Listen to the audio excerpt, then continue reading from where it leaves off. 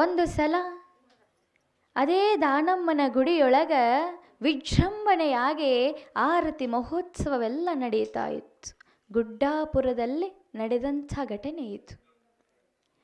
ಹೀಗೆ ನಡೀತಾ ಇರುವಾಗ ಒಂದು ಕುಟುಂಬ, ಆ ಕುಟುಂಬದ ಇಬ್ಬರು ಸೊಸೆಯಂದರು, ಅಕ್ಕ ತಂಗಿ ಅಲ್ಲಿಗೆ ಬಂದಿದ್ರು. ಅಲ್ಲಿಯ ವೈಶಿಷ್ಟ್ಯ ಏನು ಅಂದರೆ ನಿಮಗೆ ಗೊತ್ತಿರಬಹುದು. ಅಲ್ಲೇ ಹೂರಣವನ್ನು ರುಬ್ಬಿ ಅಲ್ಲೇ ತಾಯಿಗೆ ಪ್ರಸಾದ ಮಾಡಿ ಆಕೆಗೆ ಅರ್ಪಿಸೋದು ಅಲ್ಲಿನ ವೈಶಿಷ್ಟ್ಯ. ಹೀಗೆ ವೈಶಿಷ್ಟ್ಯವನ್ನು ಮಾಡ್ತಾ ಇರುವಾಗ ತಂಗಿ ರುಬ್ತಾ ಇದ್ಲು, ಅಕ್ಕ ಕಣಕವನ್ನು ಕಲಿಸ್ತಾ ಇದ್ಲು, ಇನ್ನು ಬೇರೆ ಬೇರೆ ಕೆಲಸ ನಡೆಯುತ್ತಿತ್ತು. ಆ ಮನೆಯ ಅಕ್ಕನಿಗೆ ಮಗು ಇತ್ತು, ಗಂಡು ಕೂಸಿತ್ತು. ತಂಗಿಗೆ ಇರಲಿಲ್ಲ. ಇರಲಿಲ್ಲಂದ್ರೆ ಏನಾಯ್ತು, ಅಕ್ಕನ ಕೂಸೆ ನನ್ನ ಕೂಸು ಅಂತ ತಿಳಿದಿದ್ರ ಮುಗಿದು ಹೊಕ್ಕಿತ್ತು. ಆಕೆಗೆ ಅಷ್ಟು ದೊಡ್ಡ ಗುಣ ಇರಲಿಲ್ಲ. ಆಕೆ ಅಕ್ಕನ ಮಗ ಇದ್ನಲ್ಲ, ಅವ ಮಾತಾಡಿದ್ರೆ ಹೊಟ್ಯಾಗ ಖಾರ ಕಲಿಸ್ದಂಗೆ ಆಕಿತ್ತು, ಅಷ್ಟು ಹೊಟ್ಟೆ ಕಿಚ್ಚಿತ್ತು. ಒಂದು ದಿನ ಹೀಗೆ ಮಾಡಬೇಕಾದ್ರೆ ಆ ಮಗ ಬಂತು, ಅವ್ವ ನಾವೊಂದಿಷ್ಟು ಹೂರಣವನ್ನು ತಿನ್ಲೇನು ಅಂತ. ತಾಯಿ ಅಂದ್ಲು, ದಾನಮ್ಮನಿಗೆ ನೈವೇದ್ಯ ಆಗೋ ತನಕ, ಆಕೆ ಸ್ವೀಕರಿಸುವ ತನಕ ಯಾರೂ ಮುಟ್ಟಬಾರ್ದು ಕಂದ ಅಂತ ಹೇಳಿದ್ಲು. ಮಗು ಅಂತೂ ಆಯಿತು. ಮತ್ತು ಚಿಕ್ಕಮ್ಮನ ಕಡೆ ಬಂತು, ಅಮ್ಮ ಚಿಕ್ಕಮ್ಮ ತಾಯಿ ಹೇಳ್ತಾಳ, ದಾನಮ್ಮ ತಾಯಿ ತಿನ್ನೋವರೆಗೂ ನಾವು ತಿನ್ನಬಾರ್ದಂತ, ಹೌದೇನು ಅಂತ. ಆಕೆಂದ್ಲು, ಹಂಗೇನಿಲ್ಲ ತಿನ್ನಬಹುದು ಅಂದ್ಲು. ಆಕೆ ಏನು ಬರ್ತಾಳ, ಆಕೆ ಹೋಗಿ ಭಾಳ ವರ್ಷ ಆಯ್ತು, ಸುಮ್ಮನೆ ಇವು ಮಾಡ್ತಾವ ಅಂತ ಅಸಡ್ಡೆಯ ಮಾತು ಹೇಳಿದ್ಲು. ಹೀಗಾತು. ಅಕ್ಕ ಏನೋ ಕಣಕ ಕಲಿಸ್ತಿದ್ಲಲ್ಲ, ಅದಕ್ಕೆ ಇನ್ನೊಂದಿಷ್ಟು ನೀರು ಬೇಕಿತ್ತು, ಮಡಿಯ ನೀರು ಬೇಕಿತ್ತು. ಅಲ್ಲೇ ಇರುವಂಥ ಬಾವಿಯೊಳಗೆ ತಂಗಿಗೆ ಹೇಳಿದ್ಲು, ಹೋಗು ಅಲ್ಲೊಂದಿಷ್ಟು ಮಡಿ ನೀರ ತುಂಬಿಕೊಂಡು ಬಾ, ಇನ್ನೊಂದಿಷ್ಟು ಹದವಾಗಿ ಕಲಿಸೋಣ ಅಂತ ಹೇಳಿದ್ಲು. ತಂಗಿ ಹೋದ್ಲು. ಆಕೆಯ ಮನಸ್ಸಿನಲ್ಲಿ ಒಂದಿತ್ತು, ಹೇಗಾದರೂ ಮಾಡಿ ಆ ಬಾವಿಯೊಳಗೆ ಈ ಕೂಸನ್ನು ಒಗೆದು ಬಿಟ್ರೆ ಆಕೆಗೂ ಇಲ್ಲ ನನಗೂ ಇಲ್ಲ, ಅವಾಗ ಸಮ ಆಗ್ತದ ಅಂತ ಮನಸ್ಸಿನೊಳಗೊಂದಿಷ್ಟಿತ್ತು. ಚಿಕ್ಕಮ್ಮ ಚಿಕ್ಕಮ್ಮ ಅಂತ ಭಾಳ ಪ್ರೇಮಿಸ್ತಿತ್ತು ಕಂದ. ಅವನನ್ನು ಕರೆದ್ಲು, ಬಾ ನಿನಗೆ ಹೋಳಿಗೆ ಬೇಕಲ್ಲ, ಕೆಳಗ ಬಾವಿಯೊಳಗೆ ದಾನಮ್ಮದಾಳ, ಆಕೆ ಹೋಳಿಗೆ ತಿನ್ನಿಸ್ತಾಳ ಬಾ ಅಂತ ಆಸೆ ತೋರಿಸಿ ಕರ್ಕೊಂಡು ಬಂದ್ಲು. ಮಗು ಹೋಳಿಗೆ ಆಸ್ಯಕ್ಕ ಬಂತು. ಬಂದಂಥ ಮಗುವಿಗೆ ಬಾವಿ ಅಂದ್ರೆ ಬಳ್ಳಿಗಳೆಲ್ಲ ಬೆಳೆದಿರ್ತಾವ ನೋಡಿ, ಅವೇ ಬಳ್ಳಿಗಳನ್ನು ತಗೊಂಡು ಕಾಲ ಕಟ್ಟಿದ್ಲು, ಯಾಕೆ ಮ್ಯಾಲೆ ಬರಬಾರ್ದಂತ. ಅದೇ ಬಳ್ಳಿಗಳಿಂದ ಕೈಯ ಕಟ್ಟಿದ್ಲು. ಅದೇ ಬಳ್ಳಿಯಿಂದ ಬಾಯಿಯಿಂದ ತಲೆಗೆ ಕಟ್ಟಿದ್ಲು, ಮಾತು ಹೊರಗೆ ಬರಬಾರ್ದು. ಬಾಯಿ ತೆಗೆದಿದ್ರೆ ನೀರು ಒಳಗೆ ಹೋಗಿ ನುಂಗಿ ನುಂಗಿ ಸತ್ತು ಹೋಗ್ತಾನ ಅಂತ ಬಾಯಿ ಕಟ್ಟಿದ್ಲು. ಅದು ಮಗು ಅನ್ಸಿತ್ತು, ಯಾಕೆ ಕಟ್ಟಾಕಚ್ಚೆ?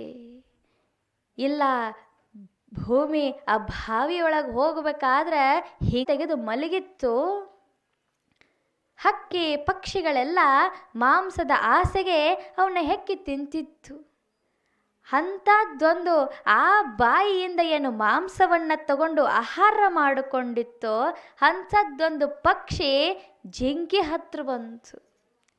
ಜಿಂಕಿಗಂತೂ, ಏ ಜಿಂಕಿ ನೀ ಎಷ್ಟು ಕೆಟ್ಟದೆ, ಅಂಥ ದಾನಶೂರ ಕರ್ಣ ಮೊಸಳೆದ ಅದು, ತನ್ನ ಬಾಯನ್ನು ತೆರೆದು ತನ್ನ ಆಹಾರವನ್ನೇ ನಮಗಾಗಿ ಕೊಡ್ಸದ, ಅಂಥ ಮೊಸಳಿಗೆ ನೀ ಪರಮ ಪಾಪಿ ಅಂತೀಯೇನು ಅಂತು.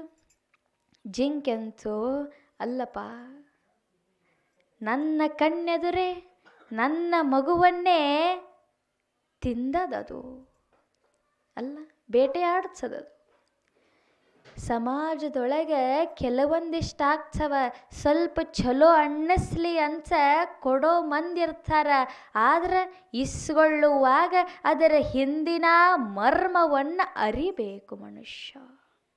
ಬಂತದು ಹುಡುಗ ಹೊಳಗೆ ಕೊಡ್ತಾಳ ಅಂತ ಬಂತು, ಹಿಂದಿನ ಉದ್ದೇಶ ಗೊತ್ತಿತ್ತು ಅಂದ್ರೆ ಬರ್ತಿತ್ತೇನದು? ಇಲ್ಲ.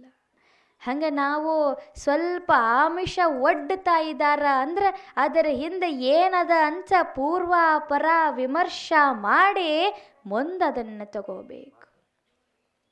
ಹುಡುಗ ಬಂತು, ಬಾವಿಗೆ ಹಾಕಿದ್ಲು, ಒಳಕ್ಕೆ ಶುರು ಮಾಡಿದ್ರು. ಸುತ್ತಮುತ್ತ ಇದ್ದಂಥ ಎಲ್ಲ ಬಂದು ಬಾವಿಗೆ ಜಿಗಿದ್ರು. ದೊಡ್ಡ ದೊಡ್ಡ ಈಜು ಪಟುಗಳು ಬಂದರು. ಯಾರು ಬಂದರೂ ಅಷ್ಟು ಆಳಕ್ಕೆ ಹೊಗೆ ಬಿಟ್ಟಿತ್ತು. ಯಾಕೆ? ದೊಡ್ಡದೊಂದು ಕಲ್ಲ ಕಟ್ಟಿಬಿಟ್ಟಿದ್ಲು. ಬದುಕಾಕ ಯಾವ ಅವಕಾಶ ಇರಲಿಲ್ಲ. ಉಪಾಯ ಮಾಡಿ ಒಂದು ಕ್ರೇನ್ ಮುಂದಿರ್ತದಲ್ಲ, ಅದು ಆ್ಯಂಕರ್ ಅಂತ ನಾವು ಕರೀತೇವೆ, ಅದನ್ನು ಬಾವಿಯೊಳಗೆ ಹಗ್ಗಕ್ಕೆ ಕಟ್ಟಿ ಬಿಟ್ಟರು.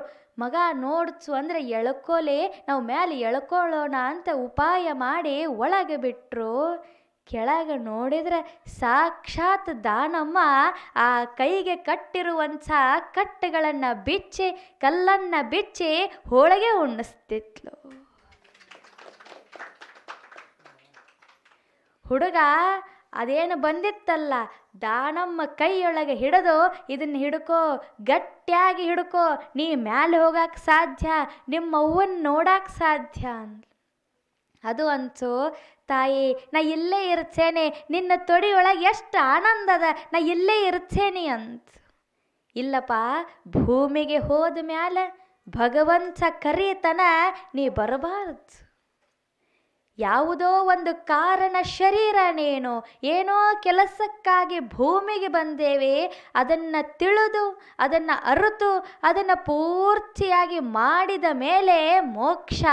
ಅಲ್ಲಿವರೆಗೂ ನೀ ಇಲ್ಲೇ ಇರಬೇಕು ಅಂದ್ಲು. ಅದನ್ನು ಕಟ್ಟಿ ಮ್ಯಾಲೆ ಕಳಿಸಿದ್ಲು. ಮ್ಯಾಲೆ ಬಂತು ಹುಡುಗ, ತಾಯಿ ಆನಂದದಿಂದ ನಕ್ಕಳು. ಆ ದಾನಮ್ಮನ ಪ್ರಸಾದ ಅಂತ ಮಗನನ್ನು ಅಪ್ಪಿ ಮುದ್ದಾಡಿದ್ಲು. ಮಗನಿಗೆ ಕೇಳಿದ್ಲು, ಮಗನೇ ನೀ ಯಾಕೆ ಇದ್ರೊಳಗೆ ಬಿದ್ದಿ, ಏನಾಯ್ತು ಅಂತ ಕೇಳಿದ್ಲು. ಚಿಕ್ಕಮ್ಮನ ಎದೆ ಒಡೆದು ಹೋಯ್ತು. ಯಾಕೆ? ಆಕಿನ ಅಲ್ಲ ಬೆಳೆಸಿದ್ದು. ಇನ್ನು ಹೇಳಿದೆ ಅಂದ್ರೆ ನನ್ನ ಒಗಿತಾರ ಬಾವಿಗಂತ ತಿಳ್ಕೊಂಡು ಗಿಡದ ಮರಿಗೆ ನಿಂತಳು. ಹುಡುಗಂದ, ಅಮ್ಮ ನಾನು ಚಿಕ್ಕಮ್ಮ ಕೆಳಗೆ ದಾನಮ್ಮ ದೇವಿ ಹೋಳಿಗೆ ಉಣ್ಣಿಸ್ತಾಳಂತ ಹೇಳಿ ನನ್ನ ಒಳಗೆ ಕಳಿಸಿದ್ಲು. ಅಲ್ಲಿ ದಾನಮ್ಮ ಬಂದಿದ್ಲು, ನನಗೊಂದು ತುತ್ತು ಕೊಟ್ಲು, ನಾನು ಮುರಿದು ಆಕಿಗೊಂದು ತುತ್ತು ಕೊಟ್ಟೆ, ನೋಡಿಲಿ ಹೂರ್ಣ ಅಂತು. ಚಿಕ್ಕಮ್ಮನ ವೈಷ ಅದೇನು ವಿಷ ಇತ್ತಲ್ಲ, ಅದು ತಾಯಿಗೆ ತಿಳಿತು. ಧಾವಿಸಿ ಧಾವಿಸಿ ಆ ತಂಗಿದ್ಲಲ್ಲ ಆಕಿನ ಕಡೆ ಹೋದ್ಲು. ತಂಗಿ, ನಿನ್ನ ಮಗ ನನ್ನ ಮಗ, ನಿನ್ನ ಮಗ ಅಲ್ಲೇನು, ಹಿಂಗ್ಯಾಕೆ ಮಾಡಿದೆ ಅನ್ಲಿಲ್ಲ. ಆ ತಂಗಿ ಕಾಲಿಗೆ ಬಿದ್ದು ನಮಸ್ಕಾರ ಮಾಡಿದ್ಲು.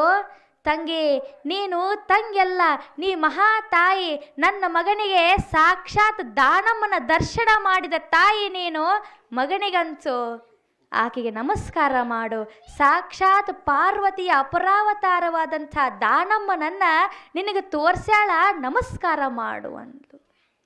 ಮಕ್ಕಳ ಮನಸ್ಸಿನೊಳಗೆ ವಿಷ ಹಾಕಲಿಲ್ಲ, ರಸ ತುಂಬಿದ್ಲು.